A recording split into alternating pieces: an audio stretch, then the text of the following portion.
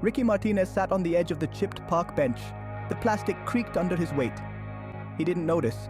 His gaze fixed on the cracked pavement. He saw a reflection of his own life. Broken. A mess. He was fresh out of jail, bailed out by his girlfriend Angel. Her name a cruel irony as he felt anything but angelic. You need to get your life together, or you'll be stuck like this forever. He knew she was right, but the thought of escaping his reality felt like climbing a mountain with bare hands. Impossible. Overwhelming. He was trapped in a cycle of bad choices, each one leading him further down a path he desperately wanted to escape.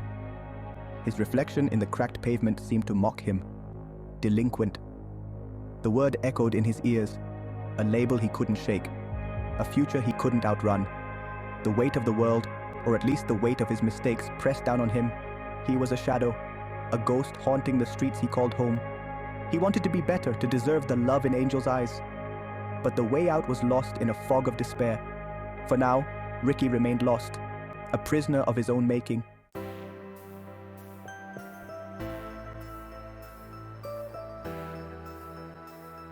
The courthouse was a cold, imposing building. Ricky felt small within its shadow. He stood before the judge, the charges against him hanging in the air like a bad smell. Motor vehicle theft, possession, sale, and transportation of a controlled substance. Each charge a brick in the wall that separated him from a brighter future. The judge, a stern woman with eyes that seemed to see right through him, spoke. Her voice, though firm, held a surprising note of compassion. You're young, Mr. Martinez. I'd like to see you turn your life around. Hope flickered in Ricky's chest, a tiny ember in the darkness he'd grown accustomed to. 4 weeks of community service. It wasn't freedom, but it wasn't jail either. It was a chance, a lifeline tossed to a drowning man. Ricky clung to it with everything he had. He owed it to Angel, to himself, to make something of this opportunity.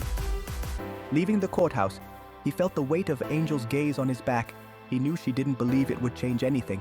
Maybe she was right, but as Ricky stepped out into the sunlight, he dared to hope. Maybe, just maybe, this was the start of something new. A chance to rewrite his story, to finally step out of the shadows and into the light.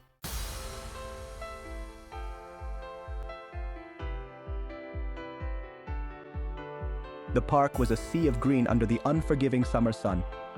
Ricky wiped the sweat from his brow, his hand leaving a smear of dirt on his forehead. He grimaced. Community service wasn't glamorous. He was tasked with cleaning up the park, picking up discarded trash and repainting faded park benches. Each task felt like punishment, a constant reminder of his mistakes. His mind drifted back to his old life, the thrill of a deal gone right, the easy camaraderie of his friends. He missed the money, the respect, the illusion of control he felt in that life. Here, he was just another delinquent, paying his dues under the watchful eye of a weary park supervisor.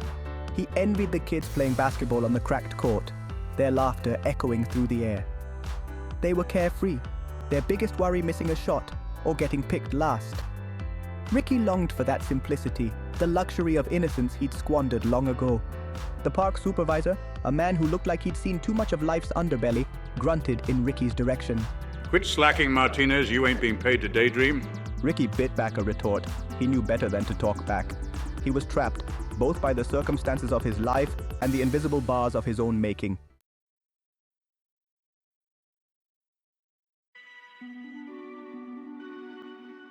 Angel waited for him in her beat-up Honda Civic, parked across the street from the park. She sat with her arms crossed, her expression unreadable. Ricky knew what she was thinking. He saw the doubt in her eyes, the fear that he would slip back into his old ways. He didn't trust himself either. How was it? She asked, her voice carefully neutral. Ricky shrugged, tossing the empty trash bag into the overflowing bin. It's a job, he mumbled, avoiding her gaze. The drive back to Angel's tiny apartment was filled with an uncomfortable silence. Ricky felt the weight of her expectations pressing down on him. He wanted to be the man she deserved, but the pull of his past was strong. He knew he had to change, and right now, all he felt was lost.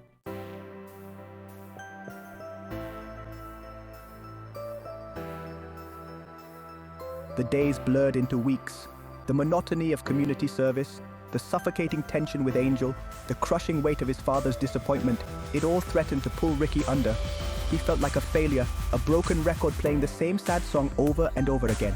One afternoon, while cleaning up a secluded corner of the park, Ricky stumbled upon a discarded art magazine. He picked it up, flipping through the glossy pages filled with vibrant colors and bold designs. As he turned a page, his gaze landed on an article about a young entrepreneur who had started a successful gourmet popcorn company. The article sparked something in Ricky, a flicker of interest in the vast darkness of his thoughts. He read about the entrepreneur's journey, the challenges he faced, the creativity and passion that fueled his success. For the first time in a long time, Ricky felt a glimmer of hope. It wasn't about the popcorn itself. It was about the possibility.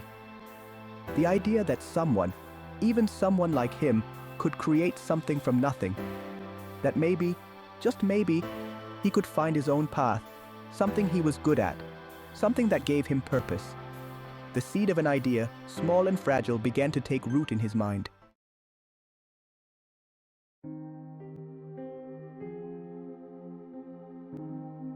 Ricky's community service took him to a different part of town. He was tasked with cleaning up an old community center, a once vibrant hub now in disrepair. As he hauled out garbage and ripped down posters, he felt sadness at the building's faded glory. Taking a break, Ricky wandered to the back of the center. He discovered a dusty shelf filled with forgotten trophies and plaques. Among them, he noticed a framed photograph. It depicted a high school soccer team, their faces beaming with youthful exuberance. Ricky's breath caught in his throat. In the back row was his older brother, Manuel. Manuel, the star athlete, destined for greatness. Manuel, whose life was tragically cut short. A wave of emotions washed over Ricky. He decided to honor his brother's memory by fighting for his own future. He would find his purpose, even if it meant starting at the bottom.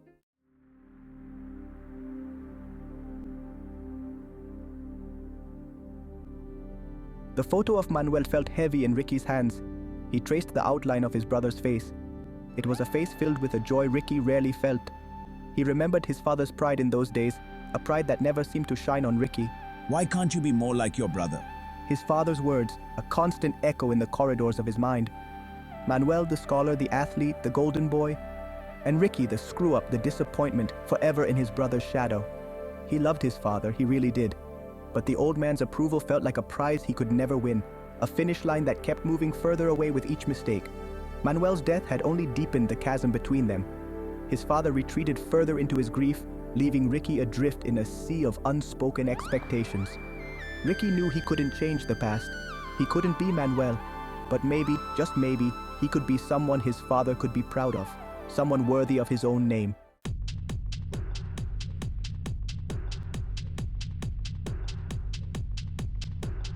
The idea hit Ricky like a bolt of lightning. It arrived not in a grand revelation, but in the simple act of biting into a jalapeno pepper. It was a slow burn, starting at the back of his tongue and spreading through him like wildfire. It burns, but it's a good burn. A good burn. Right there, in that moment, Ricky knew what he had to do. He had always loved spicy food. The bolder the flavor, the better. It was a passion, a connection to his heritage, a source of comfort in a world that often felt cold and unwelcoming. He raced to the kitchen, his mind buzzing with possibilities. He pulled out bags of plain potato chips, his spice rack overflowing with an arsenal of fiery concoctions. He started experimenting, mixing and matching, his taste buds tingling with each new creation. Angel watched him from the doorway, a hesitant smile spreading across her face. For the first time in a long time, she saw a spark in his eyes, a sense of purpose that had been missing for far too long.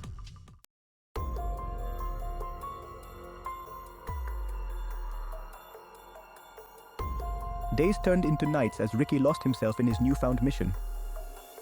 The kitchen table became his laboratory, littered with bowls of spices, crumpled napkins stained with vibrant hues, and bags of chips in various stages of consumption. He was determined to create the perfect spicy chip, one that would not only tantalize taste buds, but also ignite a fire in the heart of whoever dared to try it. He experimented with different peppers, jalapenos, habaneros, ghost peppers, each one bringing its own unique heat and flavor profile to the mix. He added spices, herbs, and a touch of lime, searching for that perfect balance of fire and flavor. Despite his enthusiasm, doubt crept in like a persistent weed. What if his idea wasn't good enough? What if it was all a pipe dream, a foolish attempt to cling to a hope that didn't exist? He was just a janitor, a high school dropout with a rap sheet longer than his resume. Who was he to think he could create something special, something that could save a company, something that could change his life? Ricky paced the small apartment, his frustration growing with each passing hour. He had been at it for days, but the perfect flavor eluded him. He was close, he could feel it, but something was missing. You need to believe in yourself before others can believe in you. The words spoken in his father's gruff voice echoed in his mind. He hadn't heard that voice in years, not since Manuel's death. But maybe, just maybe, he could prove him wrong. It was time to step into the light, to embrace the possibility of a different future.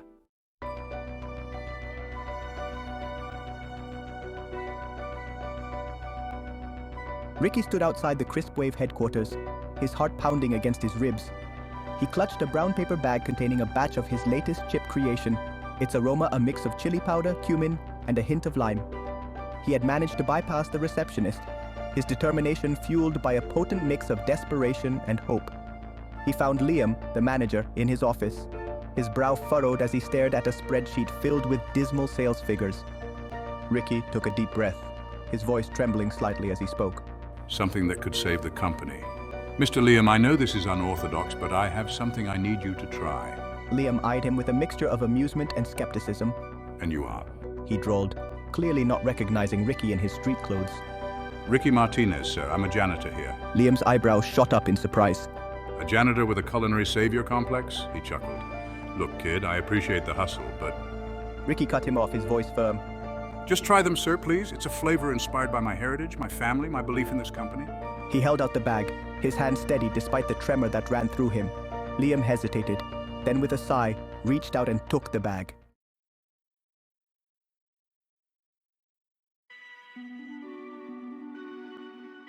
Liam pulled a chip from the bag, his expression unreadable. The aroma filled the office, a spicy, tangy scent that hinted at both familiarity and something entirely new. Ricky watched him with bated breath, his hopes hanging by a thread. He had poured his heart and soul into this creation, driven by a force he barely understood. Liam raised the chip to his lips, his eyes meeting Ricky's for a fleeting moment. In that brief exchange, Ricky saw a flicker of curiosity, a glimmer of something akin to respect that he had rarely encountered from someone in a position of authority. The silence in the office was deafening as Liam chewed thoughtfully. Ricky felt a bead of sweat trickle down his temple, his hands clenching into fists.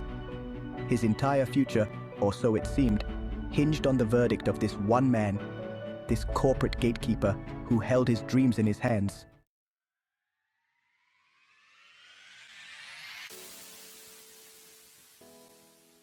Liam's eyes widened slightly. He took another chip from the bag, this time crunching into it with more gusto. Wow, he breathed, reaching for another chip. This is something else. Ricky felt a surge of relief wash over him, his tense muscles relaxing for the first time in days. He had done it. He had created something special.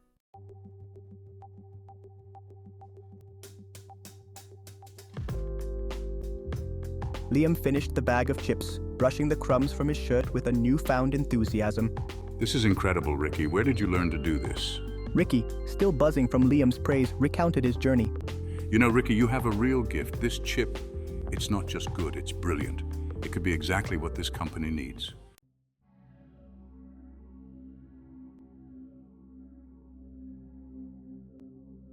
Ricky's heart leaped at Liam's words. But then, as quickly as it had appeared, the light of hope dimmed. Liam's face clouded over with a familiar skepticism. But there's a problem. Ricky's stomach dropped. He knew that tone, that hesitant pause before delivering bad news. He braced himself for the inevitable rejection, the crushing blow to his fragile dreams.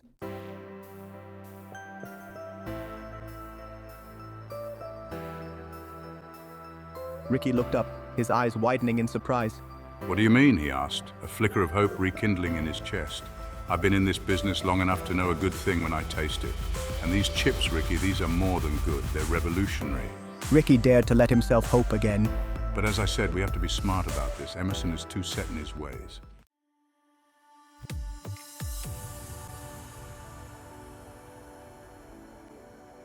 Liam leaned back in his chair, his fingers steepled thoughtfully beneath his chin. We need to go over his head. We need to make him see that this isn't just another chip flavor, it's a game changer. Ricky listened intently, his mind racing. Here's what we're going to do, Liam said, grabbing a notepad and sketching out a plan so audacious, so daring, that it took Ricky's breath away. It's risky, but sometimes you have to take a gamble to achieve something great. Are you in, Ricky?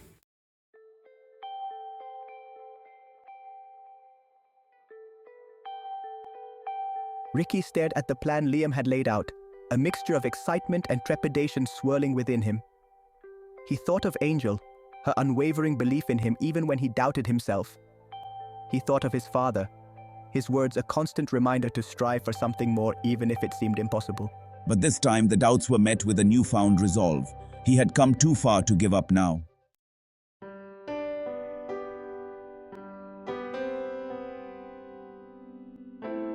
He remembered his father's words, spoken in a gruff tone that couldn't quite conceal the underlying love and concern. You need to believe in yourself before others can believe in you. At the time, Ricky had dismissed it as another one of his father's lectures. But now, standing on the precipice of a life-changing decision, he realized the truth in his father's words. He couldn't be Manuel, but he could honor his memory by living his own life to the fullest.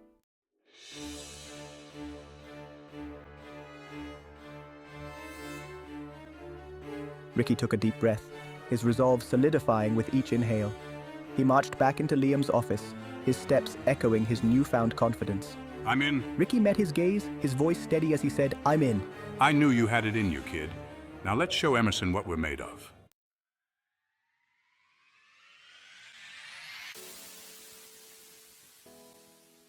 The plan was in motion. Word of Ricky's incredible chips spread through the company grapevine. The response was nothing short of phenomenal. Ricky, still pinching himself to make sure he wasn't dreaming, found himself at the center of it all. Ricky, you did it. This is just the beginning. I have to admit, Ricky, these chips are a game changer. You've got something special here.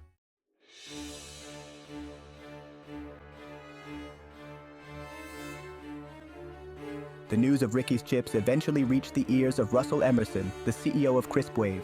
So, Liam, I hear we have a culinary revolutionary in our midst. A janitor, no less. Emerson, seated behind his imposing desk, leaned back in his chair, his expression a mixture of curiosity and irritation. That's one way to put it, sir. But I assure you, Ricky's chips are more than just a janitor's flight of fancy. They're a game changer. A game changer, you say? And what makes you so sure?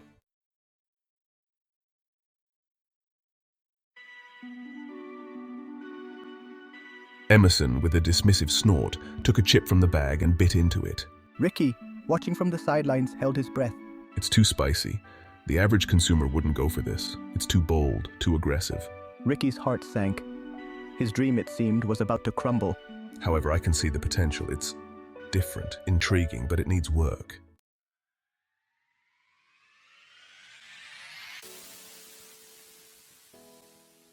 Emerson's words, though not the ringing endorsement Ricky had hoped for, were enough to keep his dream alive. He spent the next few weeks working tirelessly, experimenting with different flavor combinations. He drew inspiration from his childhood memories, the aromas of his grandmother's kitchen, the vibrant flavors of his Mexican heritage. He thought about Angel, her unwavering support, her belief in him even when he doubted himself. And slowly, steadily, the perfect chip began to take shape.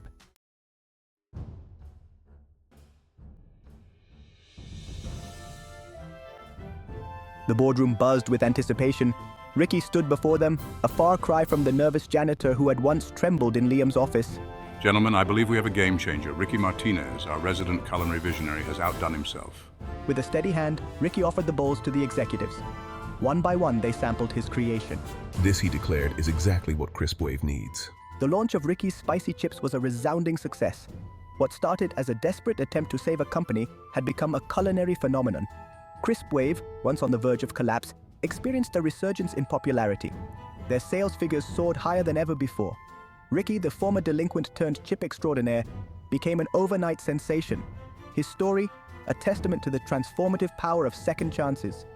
And the importance of believing in oneself resonated with people from all walks of life. Ricky Martinez, the boy who once felt destined to fail, had finally found his flavor. And in doing so, he discovered a truth. Sometimes, the greatest journeys begin with a single step, a leap of faith, and a sprinkle of spice. Kaneka.